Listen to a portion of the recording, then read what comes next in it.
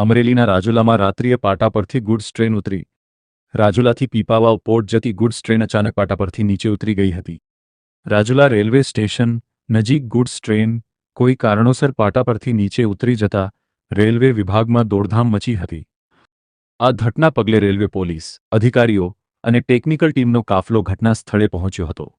બંને railway line બંધ કરાવી ક્રેન મારફતે ડબ્બાઓને ટ્રેક પર લાવવા માટેની કામગીરી શરૂ કરાઈ હતી. આ ઘટનાને લઈને લોકોના ટોળેટોળા ઉમટ્યા. ગુડ્સ ટ્રેન પાટા પરથી ઉતરી જવાનું કારણ અકબંધ. આ અંગે રેલવે વિભાગ દ્વારા સત્તાવાર સ્પષ્ટતા કરવામાં આવી નથી. હાલ રેલવે વિભાગ દ્વારા સમગ્ર ઘટનાની તપાસ હાથ ધરી હોવાનું બિનસત્તાવાર જાણવા મળ્યું છે.